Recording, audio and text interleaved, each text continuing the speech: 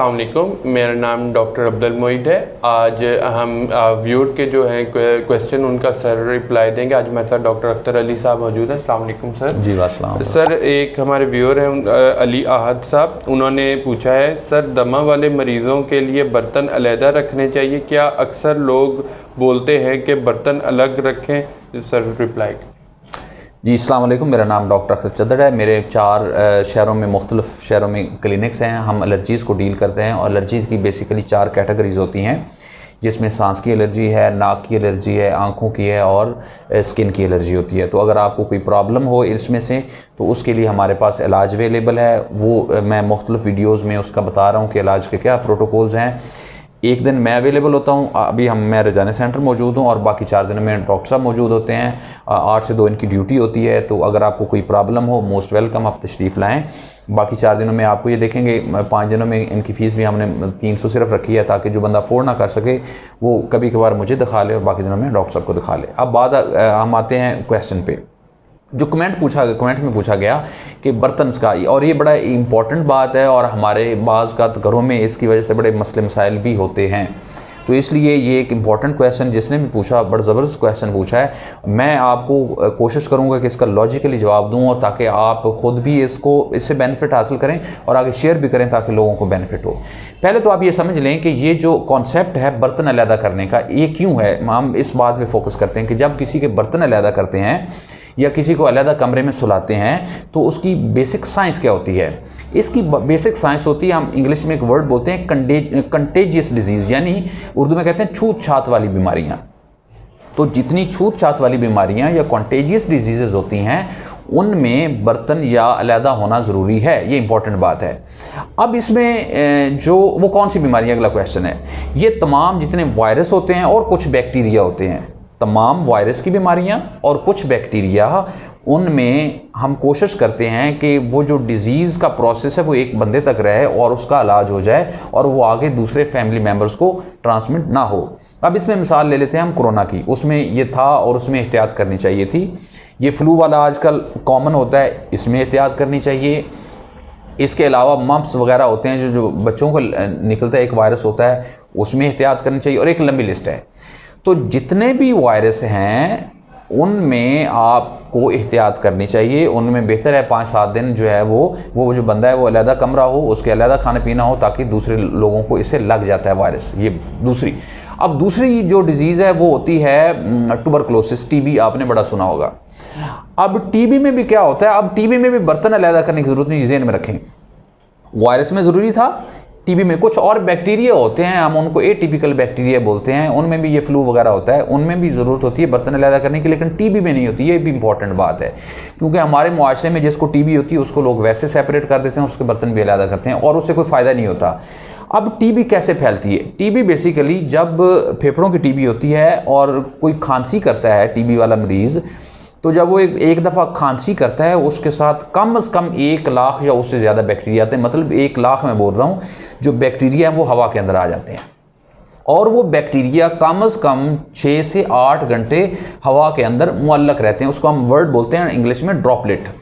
मतलब किसी ने खांसी की, किसी को टीबी है फॉर एग्जांपल, अब वो टीबी बलगम में साबित शुदा हो, अंदाजे से नहीं, बलगम में उसका पॉजिटिव आ गया और उस बंदे ने खांसी की इस तरह कमरे में बैठ के, जब वो खांसी करेगा ओपन इस तरह, तो कम से कम 1 लाख या उससे ज़्यादा वो ड्रॉपलेट्स या बैक्टीरिया हवा में आ गए और वो इतने छोटे साइज़ के होते हैं कि वो हवा के साथ ये ऊपर रहते हैं तकरीबन 6 फीट के फासले पे।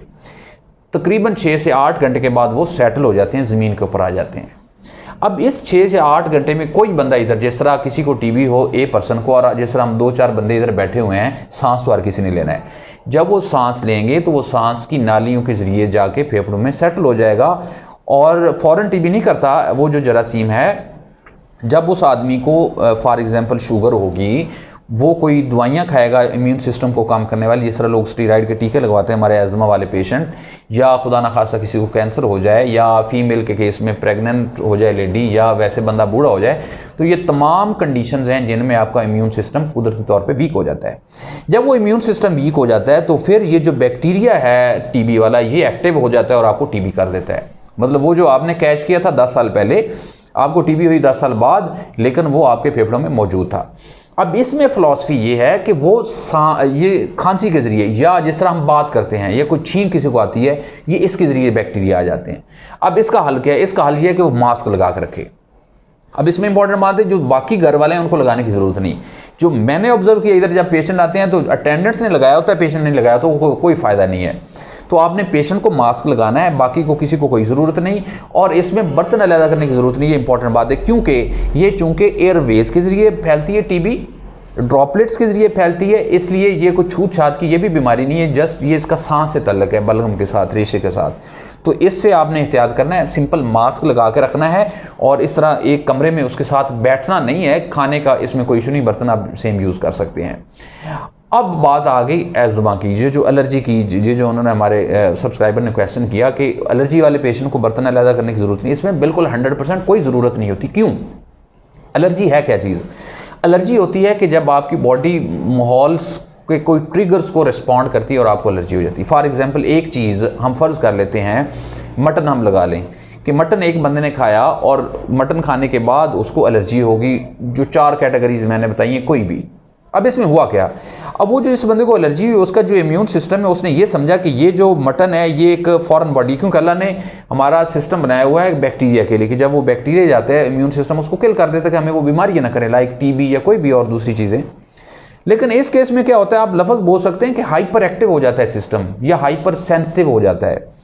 तो वो जो एक नॉर्मल चीज़ मटन है दूसरे बंदे के लिए, ये इस बंदे का जिसको एलर्जी है उसका सिस्टम ये समझता है कि ये मेरे लिए ख़तरनाक चीज़ है, इसलिए वो क्या करता है, उसके खिलाफ रिस्पॉन्ड करता है। वो जो उसके खिलाफ रिस्पॉन्स है उसको हम एलर्जी कहते हैं। वो मुख्तलिफ अलामतें होती हैं।